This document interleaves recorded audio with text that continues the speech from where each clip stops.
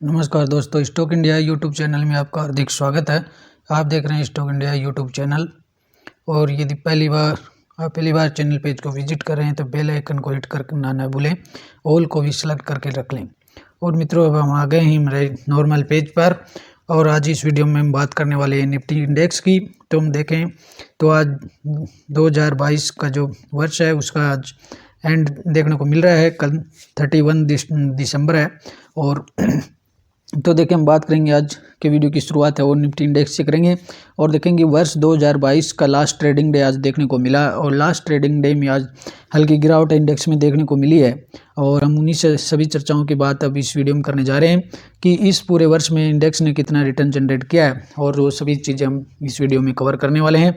और कुछ breaking news हैं आज, उनको भी इस वीडियो में कवर करने वाले हैं। तो वीडियो में शुरू से लेकर के एंड तक बने रहिए।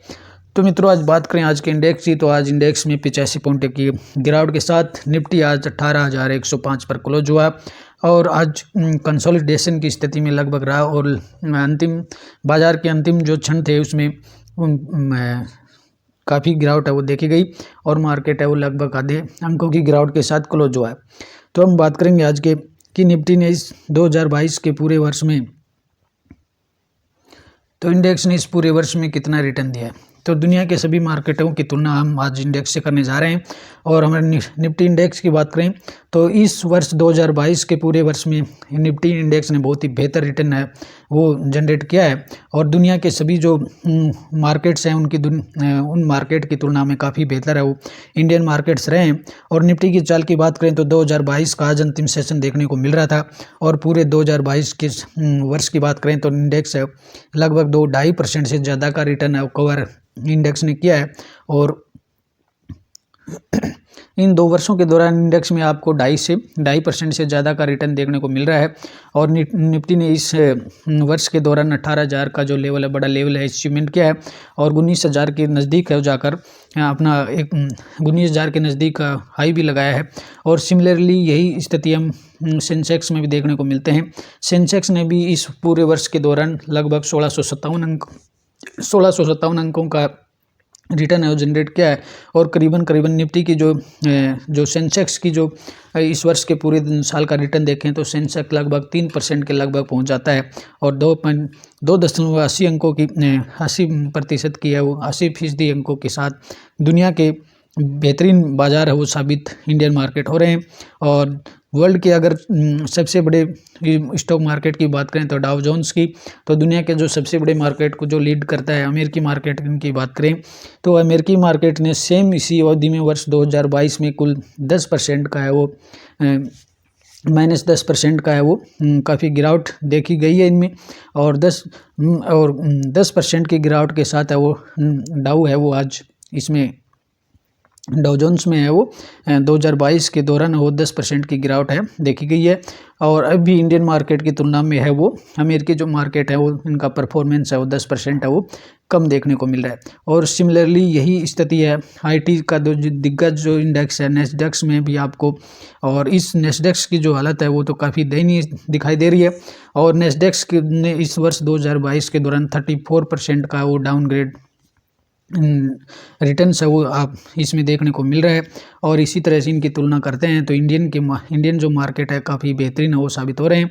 और दुनिया में सबसे अच्छे रिटर्न देने वाले 2022 में मार्केट साबित हुए हैं। और सिमिलरली अगर बात करें यूके की मार्केट की तो FTSE जो 100 इंडेक्स है उसकी बात कर लेते हैं। तो उसमें भी यूके के जो बाजार हैं वो भी एक वर्ष के दौरान है कोई रिटर्न लगभग किसी प्रकार रिटर्न देखने को नहीं मिलता है। और ये भी है वो मामूली 1% की है वो गिरावट में ही देखने को मिलती है। सिमिलरली यही स्थिति हमें डेक्स में भी देखने को मिलती है। जर्मनी के बाज़ार की बात करें तो जर्मनी के जो बाज़ार हैं उनमें भी आपको 13% की है वो गिरावट देखने को मिलती है। और इस तरह से सभी दुनिया के सभी बाज़ारों से तुलना करते हैं तो इंडियन जो मार्केट है काफ़ी बेहतर रिटर्न है वो वर्ष 2022 में काफ़ी बेहतर रिटर्न देने वाले मार्केट साबित हुए। और निक्काई की बात करें तो जापान के निक्काई का जो है वो उसमें भी 11% की इस अवधि में वर्ष 2022 की अवधि में निक्काई भी है उसमें 11% का वो गिरावट देखी जा रही है। तो देखें तो इस 22 के वर्ष के दौरान भारतीय जो बाजार है सबसे बेहतर स्थिति में देखने को मिल रहे हैं। और आज भी इंडियन मार्केट के जो इंडेक्स हैं वो आपको ऑल टाइम हाई के नज़दीक दिखते हुए ट्रेंड करते हुए नज़र आ रहे हैं। तो सिमिलरली यही स्थिति हमें वर्ष 2023 में जो नया वर्ष आने वाला है उसमें भी ये देखने को मिलेगी। और भारतीय जो बाजार हैं काफ़ी बेहतर स्थिति मूवमेंट करते हुए नज़र 2023 में भी देखने को मिलेंगे। और मित्रों, अब आज की कुछ न्यूज़ की बात कर लेते हैं। और आज की कुछ न्यूज़ की बात देखें तो आज का जो इस वीक में जो महत्वपूर्ण डाटा आने वाला था, इंडियन फॉरेक्स जो रिजर्व है, भारत का प्रत्यक्ष विदेशी जो निवेश फॉरेक्स जो रिजर्व है, विदेशी जो रिजर्व है, उसमें आज 562 जो डॉलर है वो अमेरिकी बिलियन रहा है, 562 US बिलियन रहा है। और पिछले माह की तुलना में इस वर्ष भी इंडियन जो फॉरेक्स रिजर्व हैं वो काफ़ी कम देखने को मिल रही हैं।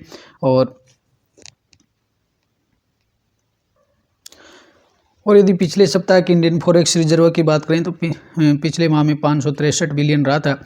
और इस जो माह में नवंबर माह के जो इंडियन फॉरेक्स रिजर्व की बात करें तो 562 के आसपास इसमें रहा है। तो इसमें कुछ हल्की सी इसमें गिरावट ही देखी गई है। तो इंडियन जो फॉरेक्स रिजर्व है वो लगातार वो गिरावट देखने को मिल रही है। और ये इकोनॉमी के लिए एक बड़ा झटका साबित हो सकता है कि इंडियन जो फॉरेक्स रिजर्व हैं काफ़ी गिरते हुए नज़र आ रहे हैं।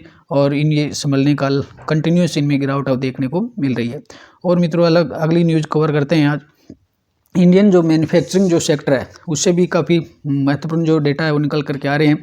और कई जो विद्वान हैं उन्हें इंडियन जो मैन्युफैक्चरिंग जो सेक्टर है उसके लिए अपना प्रेडिक्शन दिया है, जिसमें इंडियन जो मैन्युफैक्चरिंग जो सेक्टर है वो काफ़ी ग्रोथ में नज़र आ सकते हैं। ड्राइव नेक्स्ट फेज यदि बात करें तो इंडियन मैन्युफैक्चरिंग जो सेक्टर है will drive next phase of growth. और ये जो है JM फाइनेंशियल की जो MD और CEO हैं मिस्टर सोनिया देशगुप्ता ने अपनी स्टडी में ये कहा है कि इंडियन जो मैन्युफैक्चरिंग जो सेक्टर है वो वर्ष 2023 में काफ़ी बेहतर स्थिति में दिखाई दे सकते हैं। और उनमें जो इंडियन जो मैन्युफैक्चरिंग सेक्टर में काफ़ी अच्छी ग्रोथ है वो वर्ष 2023 में देखने को मिल सकती है। और मित्रों, अब अगली बात कर लेते हैं टाटा मोटर्स की। टाटा मोटर्स पर भी आज आपको अच्छी न्यूज़ देखने को मिलेगी। और टाटा मोटर्स ने जो फोर्ड जो मोटर्स थे उनका जो एक्विजिशन जो किया था, अधिग्रहण जो किया था, उसका न्यूज़ हमें काफ़ी पहले देखने को मिला था।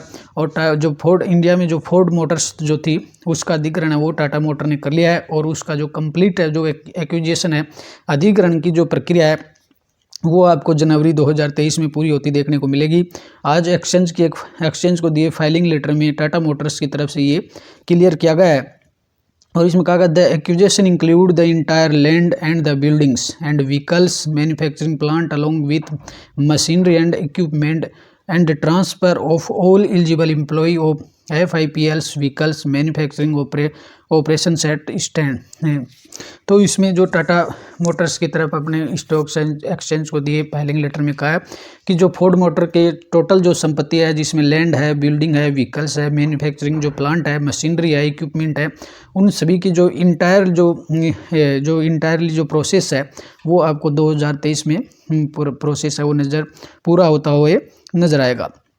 तो ये टाटा मोटर ने अपने दिए एक बयान में कहा है, Tata Motors on Friday said the acquisition of Ford India manufacturing plant and Sanand through this subsidiary will be completed on 10 January 23, यानी 10 जनवरी 23 तक है वो इसको एक्वायर की ये पूरा प्रोसेस है वो कर लिया जाएगा।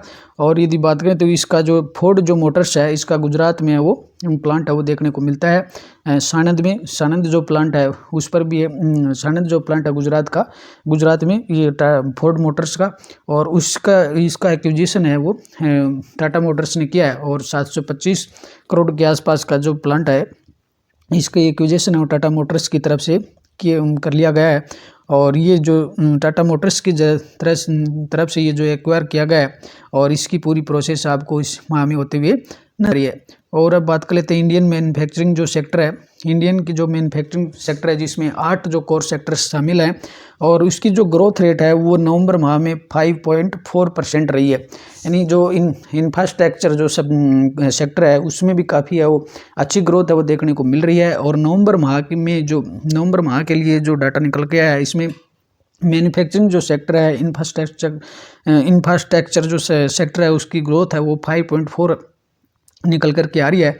इसका मतलब ये है कि इंडियन जो इंडस्ट्रीज है वो कंपाउंडिंग रूप से देखें तो काफ़ी बेहतर स्थिति में है और अच्छा प्रोडक्शन इसमें चल रहा है और काफ़ी अच्छी ग्रोथ देखी जा रही है।